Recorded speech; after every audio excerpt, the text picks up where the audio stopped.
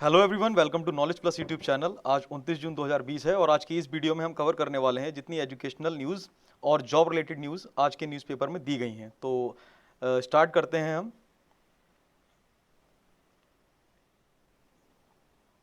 आज सबसे पहले हम बात करेंगे 69,000 शिक्षक भर्ती की, जो सरकार के गले की हड्डी बन चुकी है और ख़त्म होने का नाम बिल्कुल भी नहीं ले रही है। तो देखते हैं आज के न्यूज़पेपर में ये क्या दे रखा है। एसटीएफ ने स्कूल के दस्तावेज खंगाले। सबसे पहले तो बात ये कर लेते हैं कि अभी तक 69,000 शिक्षक भर्ती की भ्रष्टाचार से संबंधित बहुत सारी जांचें चल रही हैं और कई लोग पकड़े भी जा रहे हैं। तो इसके संबंध में प्रयागराज में दे रखा है 69,000 सहायक शिक्षक भर्ती में वांटेड चंद्रमा यादव को गिरफ्तार करने में लगी एसटीएफ उसके खिलाफ साक्ष्य एकत्र करने में जुट गई है। उसके स्कूल के दस्तावेज भी खंगाल रही है। पता चला है कि और सेटिंग से ही स्कूल में विभिन्न प्रतियोगिता परीक्षाओं का सेंटर लेकर परीक्षा कराता था और इसी का फायदा लेकर वह खेल किया था, जबकि प्रतियोगी परीक्षा का पेपर कराने के लिए जरूरी मानक पर उसका स्कूल नहीं है। टीपी नगर धूमनगंज के रहने वाले चंद्रमा यादव का पंचम लाल आश्रम उच्चतर माध्यमिक विद्यालय है। स्कूल प्रबंधक चंद्रमा यादव अपने ही स्कूल से पेपर आउट कराकर इसका खुलासा खुद एसटीएफ ने टीटी पेपर के दौरान दिया था। अब इस संबंध में मैं तो सिर्फ एक ही बात कहना चाहूँगा, चाहे कोरोना हो या भर्ती हो या भ्रष्टाचार हो, इन सभी लोगों में एक ही चीज़ कॉमन है। कोरोना भी गवर्नमेंट से आगे भाग रहा है, गवर्नमेंट की भर्तियां भी गवर्नमेंट से आगे भाग रही हैं और गवर्नमेंट इसके पीछे पीछे भाग रही है। क्या कोई ऐसा नियम नहीं निकाला जा सकता कि वैरियर की तरह गवर्नमेंट इसके आगे काम करे और रोक सके इन चीज़ों को? लेकिन अभी तक ऐसा कुछ दिखाई नहीं दे रहा है। ये बड़ी अफसोस की बात है कि 69,000 शिक्षक भर्ती पिछले 1.5 साल से कभी कोर्ट कचहरी और कभी नियमों के चक्कर में फंसी हुई है और इसमें नुकसान सिर्फ और सिर्फ सेलेक्टेड कैंडिडेट्स का हो रहा है। खैर, देखते हैं आगे इसमें क्या होना बाकी है। अभी तो 14 तारीख को इसमें सुप्रीम कोर्ट में सुनवाई लगी है। पिछले 1.5 साल से कंटिन्यू सुनवाई ही चलती जा रही है। सो नेक्स्ट न्यूज़ देखते हैं हम लोग। नेक्स्ट न्यूज़ दे रखी है, ये भी फर्जीवाड़े से संबंधित है। अभी आपने रिसेंटली सुना होगा, अनामिका शुक्ला नाम की एक अध्यापिका पकड़ी गई थी जो कि कई जिलों में नौकरी करते हुए पाई गई थी। तो इस तरह हम देख सकते हैं कि उत्तर प्रदेश में दिन प्रतिदिन कुछ ना कुछ इस तरीके की न्यूज़ आती रहती है कि किसी न किसी विभाग में फर्जीवाड़ा चलता रहता है। लेकिन एक बात इसमें सोचने वाली ये भी है कि जब इन अध्यापकों की नियुक्ति होती है तो बहुत बड़ा एक फोटो स्टेट का सेट सबमिट किया जाता है वेरिफिकेशन के नाम पे।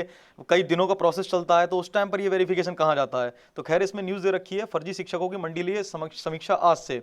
बेसिक शिक्षा विभाग ने शुरू की चौतरफा कवायद। अपर मुख्य सचिव वीडियो कॉन्फ्रेंसिंग से करेंगी समीक्षा।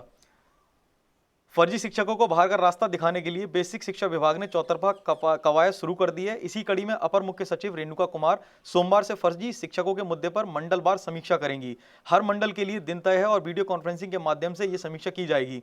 दूसरी तरफ मई माह के वेतन भेजने के बाद वित्त नियंत्रक की रिपोर्ट के आधार पर भी कार्रवाई की जा रही है। 4 जुलाई तक समीक्षा बैठकें होंगी। इसमें एसआईटी की जांच में फर्जी टेम्पर्ड शिक्षकों के संबंध में की गई कार्यवाही की प्रगति जांच की जाएगी। वहीं एसटीएफ की जांच में दोषी पाए गए शिक्षकों के खिलाफ कार्यवाही का ब्यौरा भी उसी वक्त देखा जाएगा। इसके अलावा केजीबीवी में काम कर रहे शिक्षकों व शिक्षणेतर कर्मचारियों के शैक्षिक प्रमाण पत्र व निवास प्रमाण पत्र के जांच की रिपोर्ट भी देखेंगी। इसके अलावा मानव संपदा पोर्टल व जिला स्तरीय समिति द्वारा चिन्हित प्रकरणों पर भी सुनवाई होगी। बर्खास्तगी से लेकर वेतन रिकवरी तक में हिला हवाली। भले ही विभाग लंबे समय से डॉक्टर भीमराव अम्बेडकर विश्वविद्यालय की फर्जी डिग्री मामले में कार्रवाई का दावा कर रहा हो, लेकिन अभी तक फर्जी टेम्पर डिग्री के आधार पर कार्यरत 1332 शिक्षकों में से 938 शिक्षकों को चिन्हित किया गया। वहीं इनमें से 769 बर्खास्त हुए, लेकिन केवल 371 के खिलाफ एफआईआर दर्ज की गई। वेतन भी केवल 1132 शिक्षकों का रोका गया और बर्खास्त शिक्षकों में से केवल 4 के खिलाफ वेतन रिकवरी के आदेश हुए हैं। ऐसे में उंगलियां बीएसए कार्यालय की तरफ उठ रही हैं। विभाग ने मई के वेतन ब्यौरे से भी जांच। वित्त नियंत्रक बेसिक शिक्षा प्रयागराज ने मई के वेतन भुगतान के बाद रिपोर्ट सौंपी है। इसमें 192 ऐसे मामले हैं जिनमें एक नाम व पैन नंबर की 2 अलग अलग एंट्री कई जिलों में दिखी, लेकिन बैंक खाता अलग है। वहीं 24 बैंक खाते ऐसे हैं जिनमें शिक्षकों के नाम अलग अलग हैं। अब जिलों को ये रिपोर्ट भेजकर जांच कराई जाएगी। अब आप खुद ही देख लीजिए उत्तर प्रदेश में विभागों की क्या स्थिति है। कहीं पर एक पैन कार्ड पर इतने सारे लोग सैलरी निकाल रहे हैं और कहीं पर एक अध्यापिका बहुत सारे जिलों में नौकरियां कर रही हैं। इसमें कहीं ना कहीं मैं कहूँगा कैंडिडेट से ज़्यादा वो अधिकारी भी जिम्मेदार हैं जिनके अंडर में ये भर्तियां होती हैं या डॉक्यूमेंटेशन का काम या वेरिफिकेशन का काम किया जाता है। पहले तो ये अधिकारी स्टार्टिंग में अपने कुछ जिम्मेदारी नहीं निभाते हैं और बाद में जब केसेस पकड़े जाते हैं उसके बाद ऐसे हद से ज़्यादा परेशान किया जाता है। तो अब आगे देखते हैं। मैनपुरी के साथ कन्नौज में भी पढ़ा रहा शिक्षक। कुल मिला के ये सब भर्तियां भरी हुई हैं, कहीं पर भी कोई कमी नहीं है। एक पैन पर नौकरी करने वाले 6 शिक्षक चिन्हित। नेक्स्ट न्यूज़ देखते हैं।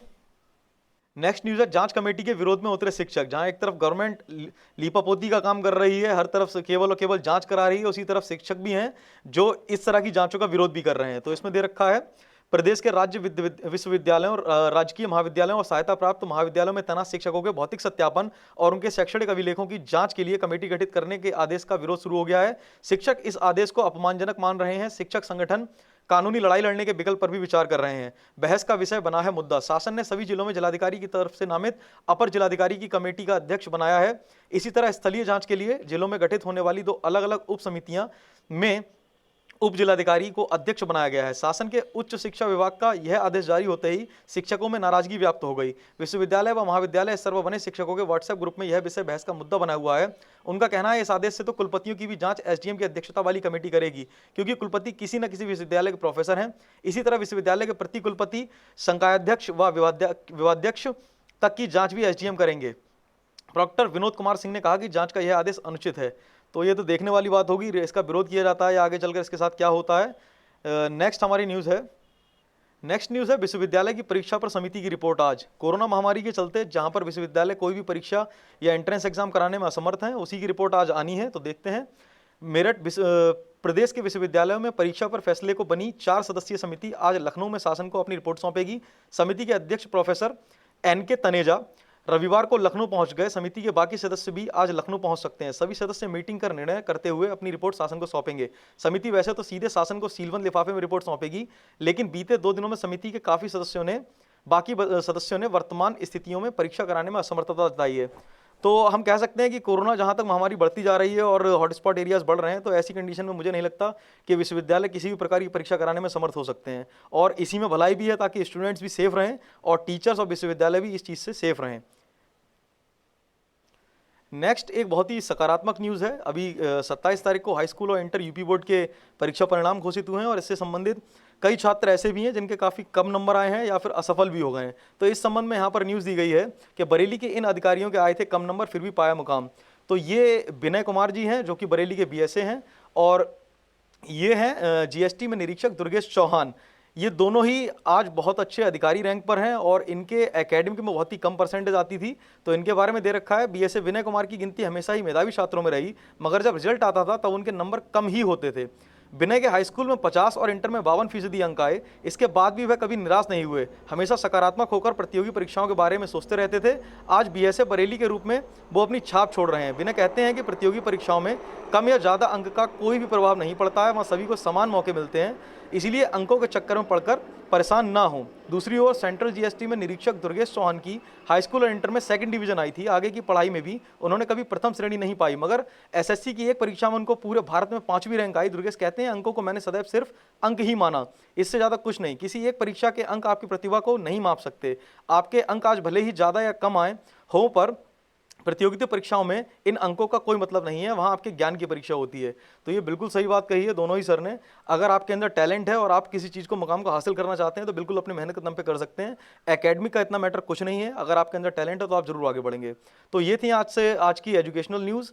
आई होप आपको ये हेल्पफुल रही होंगी, और अगर आपको ये हेल्पफुल रही हैं तो आप प्लीज़ हमारे चैनल नॉलेज प्लस को सब्सक्राइब जरूर कर लें, और साथ ही पास वाले बेल आइकन को जरूर प्रेस कर लें, जिससे सभी लेटेस्ट वीडियोस को नोटिफिकेशंस आपको तुरंत मिल सकें। So thanks for joining with us. मिलते हैं आपसे नेक्स्ट वीडियो में।